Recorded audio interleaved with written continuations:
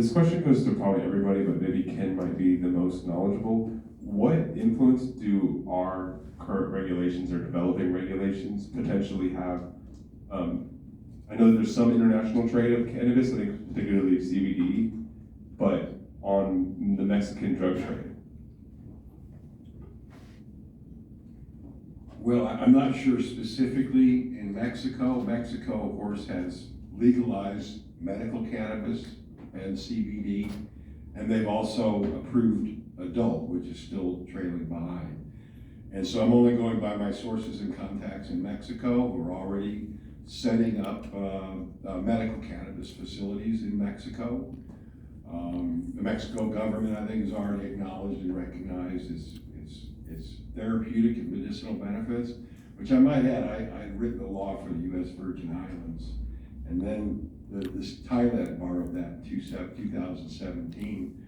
Now Thailand, which was a country in that part of the world where it was notorious for drug prosecutions and serious penalties, now Thailand has, I just read today, over 385 cannabis health facilities, and a few months ago gave away 1 million plants to their medical cannabis patients. And so it's amazing because, you know, like I said, the science is something that's a universal worldwide language, and they get it. They understand its important medicinal benefits. I probably didn't answer the question. I guess more specifically, are we currently seeing, or will we see an international legal trade of marijuana? Yeah, Canada, recreational marijuana. Yeah, Germany and Canada, I think, have been trading. I might be corrected. It's only medicinal. It's only medicinal because under international law, you still have, I mean, even what Canada's doing recreationally is still technically illegal under the international law. So you don't see anything going from Canada to the States for recreational or from Canada to Germany. That's all being done under the medical banner because that's still under international law. You have scientific research / exploration and then medical access. So the only international trade that you're really seeing, even if it's CBD, would be under either those two exemptions. Thank you. Thank you, Ken and Robert. Do we have any other audience questions? Go ahead. Okay, so I was wondering, my question is for Robert. What advice would you give to lawyers that are, like, you know, people that are taking the bar probably in California because they go to Cal West, but want to practice cannabis on an international level? Right, well, it really is the Wild West because the laws are written. It's pretty clear where cannabis stands internationally, but I think again, my experience is that I qualified as a lawyer in England first and then came back home to Canada and qualified there, which kind of by definition makes me an international lawyer.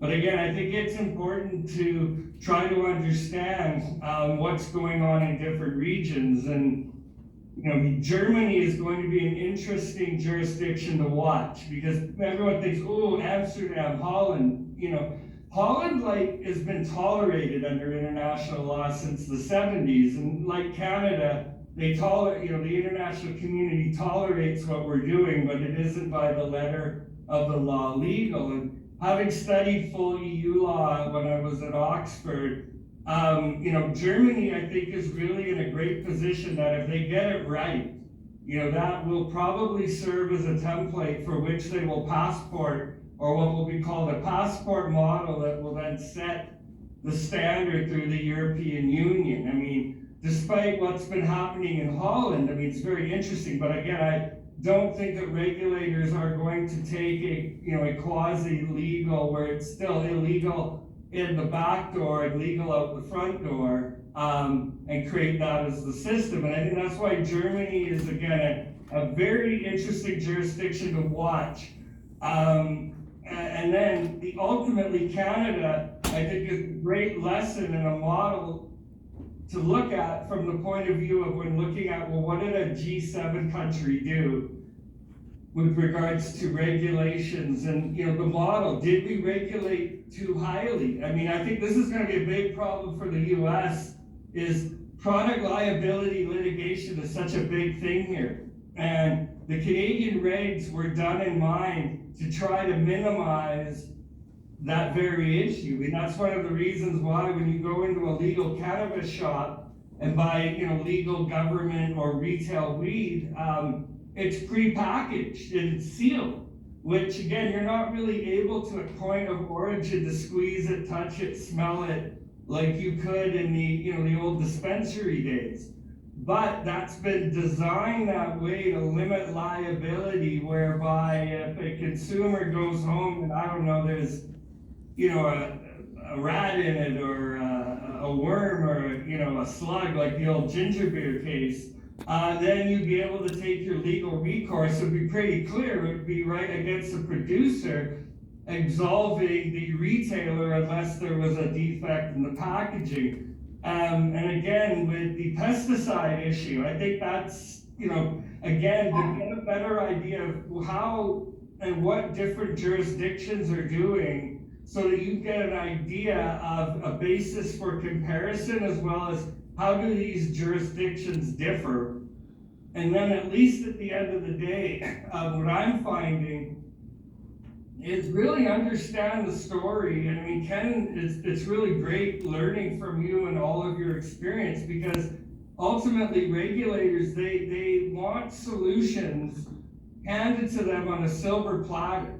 So that's the advice I would give you, is that, you know, you really need to understand what is that government or that regulator or that police board or municipal task force looking to accomplish, and being able to provide real world examples through history that have worked and then what hasn't worked. And then that group that you're advising can then begin to apply precedent and pro forma to scenarios that are tried, true, and tested. So really it's get in there, learn jurisdictions, and then understand the limits for where the national laws and then where international laws play in, and I think that's a good place to start. Hey, can I add something real quick? Just this week, Happy, which is the largest, one of the largest companies out of Canada, announced that it would speed its entry into the American market, rather than waiting for the US to legalize at the federal level. Canopy has launched Canopy USA, which would purchase the 3 American marijuana businesses Canopy has agreed to buy after the US ended prohibition. Those businesses are New York-based, multi-state operated Anchorage Holdings, California extractor Jetty Extract, and Colorado headquartered cannabis edibles maker Wana Brand. Do you see, and this is to anyone who wants to answer, do you see a consolidation of the ownership, which kind of edges out mom and pop cultivation, but a coming together of these big conglomerates that are pretty much going to take over the manufacturing cultivation of marijuana internationally? Well, the problems those big companies have had is they've tried to produce cannabis on scales that haven't been proven, and they've all failed. And so that's where the mom and pops may have some advantage, whereby good cannabis will always, it's bespoke, it will always sell and you'll be able to charge a premium. So really a small operator that has excellent margins, tight business, long-term water and hydroelectricity contracts, and are able to produce at a subsidized or reduced rate will probably do really well. The big people, again, if you're just turning out a batch of what I call baker's chocolate weed, once the market gets aware of what a Hershey bar looks like and eventually what a Belgian looks like, you know, I think there is an equalizing factor. With the analysis though of Canopy, it'll be interesting to see from a legal standpoint how that works for their participation on NASDAQ after all. Because despite Canada being legal, the United States Federal Department of Justice and the Securities Exchange Commission are very much of the opinion that cannabis at this point in time is very much a controlled, restricted, illegal commodity, and I don't know how this is gonna work out for Canopy. They're also being sued, or trying to sue GW Pharmaceuticals in England, claiming that anyone else that has done high or CO2 extraction owes them a royalty. So again, that'll be interesting to see how that plays out. But bigger, I don't necessarily know will be bigger or better, because this isn't like a tobacco product. It's not a one size fits all. And cannabis as medicine, as Ken really alluded to, you know, it has the potential to save the planet, whereas alcohol and tobacco, if used as directed, will kill you. And there isn't the same degree of standardization, as I see it, when everybody's endocannabinoid system is different.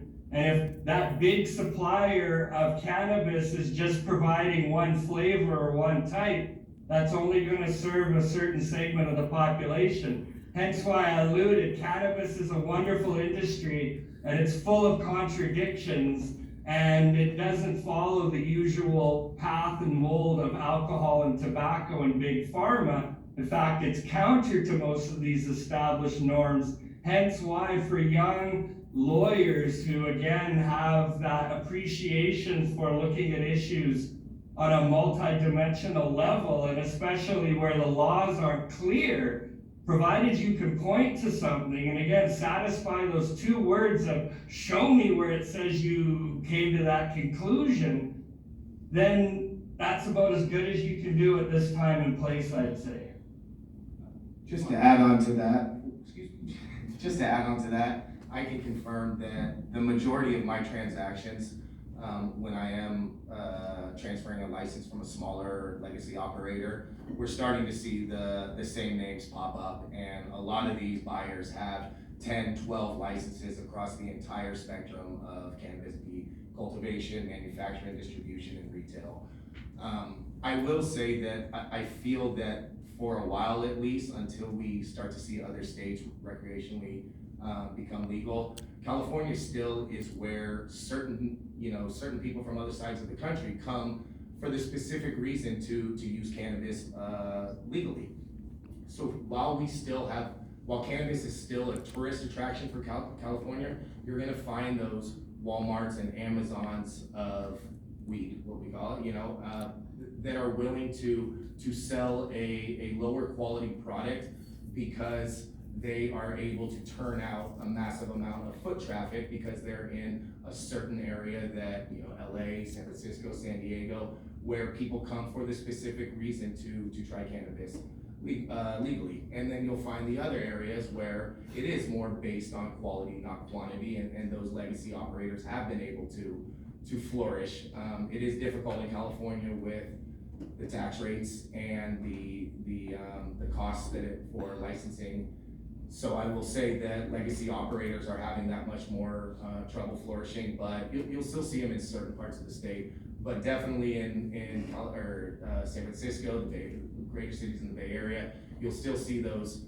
I don't like to call out certain operators, so I won't. But those operators that really do have a lower quality product, but that will see a mass amount of foot traffic through their stores because they're just in an area where the demographics are beneficial. Yeah, I wanted to basically the same. I think that's where some of the smaller operators are having the challenges is that, like I said, a lot of these MSOs own manufacturing, distribution, and now retail. And with that comes a lot of challenges for the smaller companies who are just trying to make ends meet when you don't have any write-offs, any business write-offs in this industry. It's a little difficult. The MSOs can take those punches and they can fail test, or it's nothing to them. And now you're seeing the retailers become the gatekeepers. The price of flour, bulk flour and oil and distillate has dropped a lot in the last 4 years.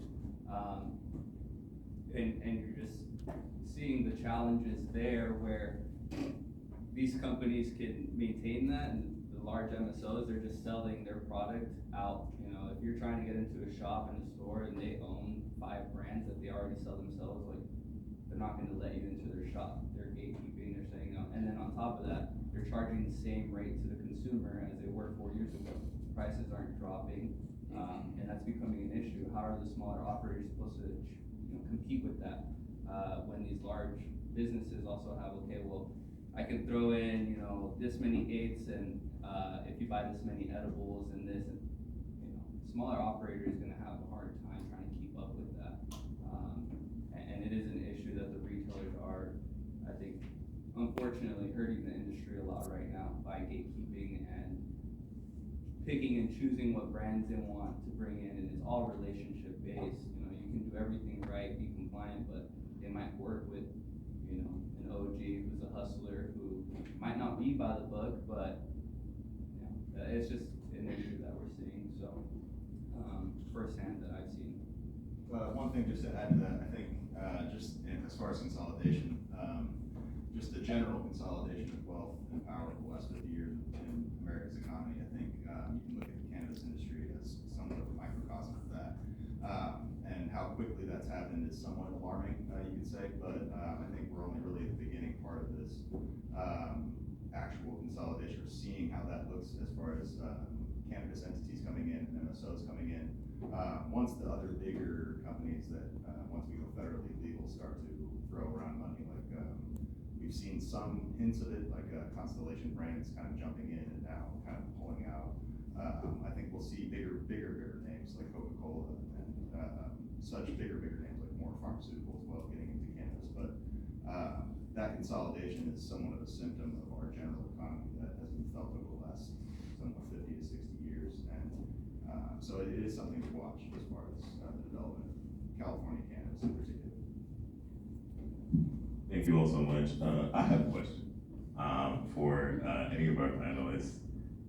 Sounds like we're seeing lower prices of marijuana, and it's still going out to the customer at the same price.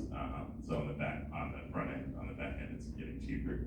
So I wanted to ask, with there being more sophisticated, more powerful clients, how are those new clients, those big clients, what kind of profit are they seeing, and where do we come in, and what do we see out of that, whether it's a land deal, a real estate deal for someone purchasing land to grow marijuana, whether it's a business dissolving or starting, whether it's consulting on a business and getting them compliant.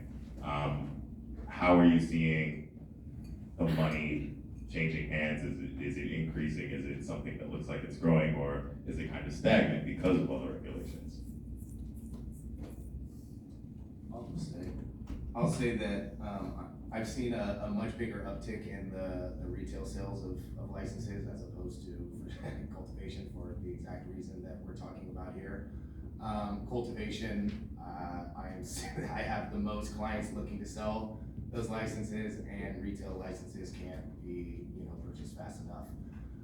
Especially with, I think a couple of years ago we were at a third of jurisdictions. We're at a lot more now, but we still have many jurisdictions that don't offer any sort of cannabis businesses. So while there's still a 50% of the jurisdictions that don't, those licenses in those jurisdictions are going to be that much more valuable. And I'm seeing some of the same licenses. We're seeing clients that purchased a license a year later, moving on and selling them, and I'm looking at the numbers, and maybe not a year, but years down the line, I'm looking at the numbers, and they're 3 to 4 times what they purchased it at. So, and that, again, that's on the retail side. I can't speak as much on the manufacturing and distribution, but cultivation, I would say it's the complete opposite. Yeah, distribution, those are getting picked up, and cultivation, it seems like a lot of being abandoned, and I think that's when maybe in a couple of years we'll see the prices start to level out, but by that point these large MSOs are going to own a lot of these things, a lot of these licenses, and then drive up the price, so then all the smaller owners who are trying, I need bulk flower, they're not able to make it in this industry. I would just say there's gonna be ebb and flow to the business, just like any other business. But this one is different because it provides provable, substantial health benefits to people. And so right now, there's a lot of excitement and flurry around the adult program. And I prefer to call it the adult program as opposed to recreational, because again, all cannabis is medical cannabis, and everyone who uses it for a medical reason, whether they know it or not.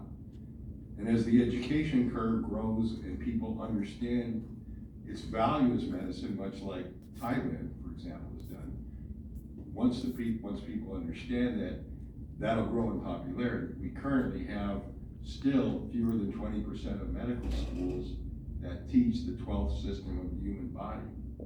And even the nursing schools are far behind in teaching that.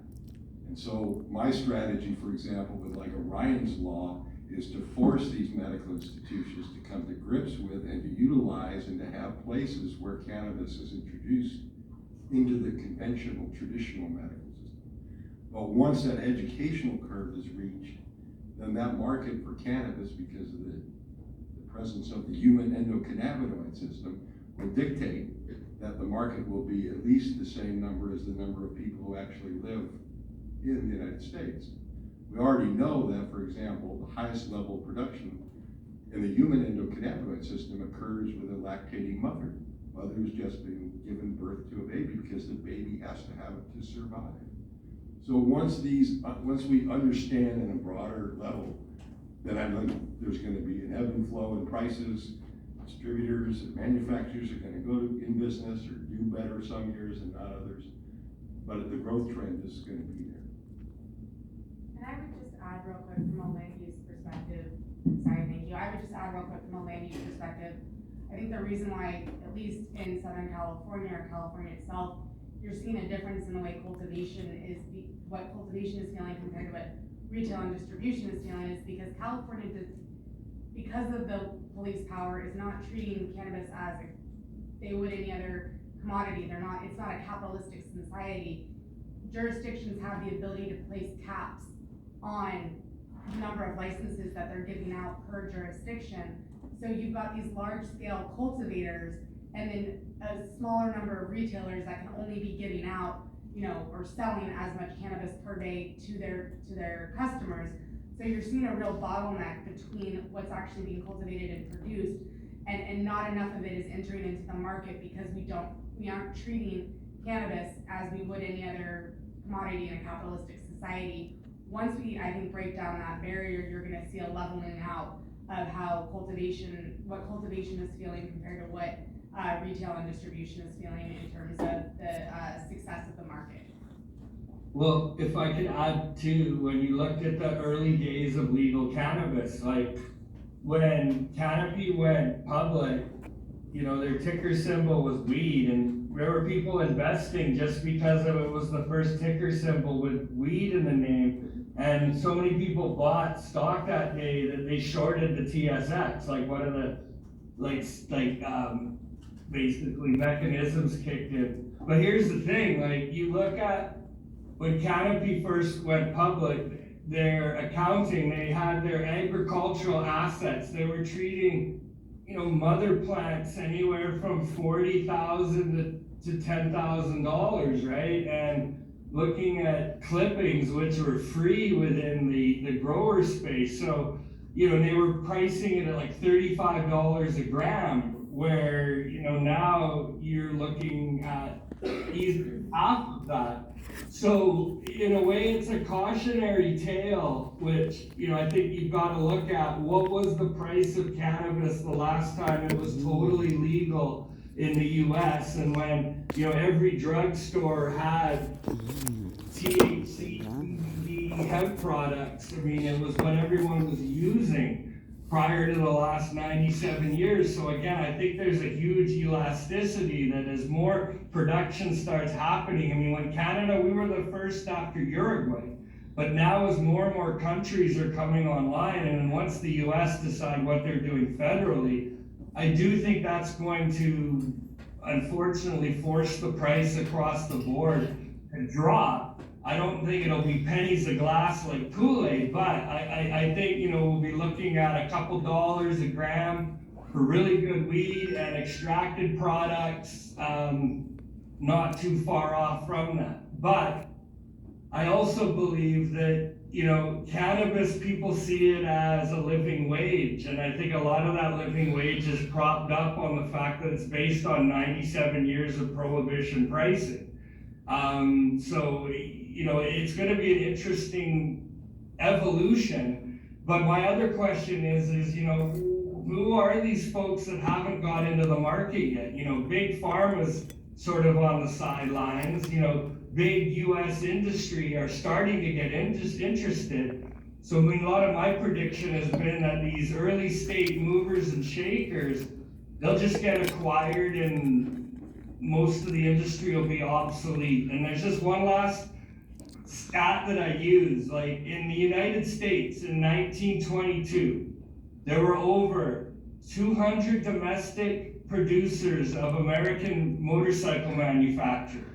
Well, by 1947, that number contracted to 2, Harley Davidson and Indian. And again, I think that's a similar route of how we're going to see the big cannabis play out, you know, consolidation, and yeah, it'll be one of 5 conglomerate brands. But under that, I think there will be flooded for choice when it comes to small batch, local produced cannabis. Okay, thank you. Eileen, do you want to wrap it up for us? Sorry. Go ahead. Yeah, go ahead. No, that's okay. I was just Knocked gonna. you down, sorry. Just to piggyback on that, yeah, I think that there's gonna be, cannabis itself is ripe for, a lower tier of the, I guess you could say, or a more craft tier of the industry, I would say, where you have the mainstream kind of, if you wanted to say, Coors or Bud Light or something like that, but I think cannabis itself will always have a very distinct and very developed craft side, like we see here in San Diego County. So just to add on to that. Thank you. All right, All right, so first of all, I want to thank our honored guests our honored speakers for coming here, sharing their time with us, sharing their knowledge.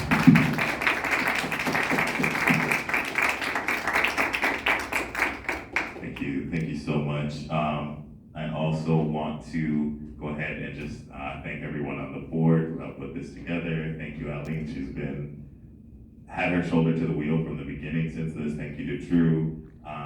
Thank you to our new board members as well, coming in here with this, you know, kind of already running and keeping up with us. I feel that, I love that. Thank you, Jay.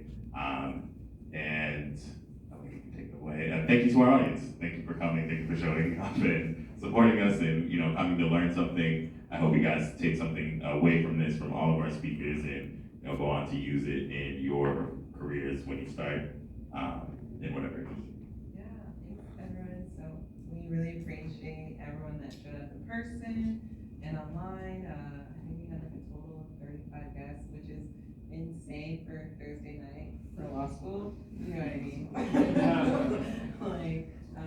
we have like, I feel like a really personal connection with cannabis, the stories that I've heard tonight, and then that I also hear whenever I go to conventions and other like business spaces for cannabis.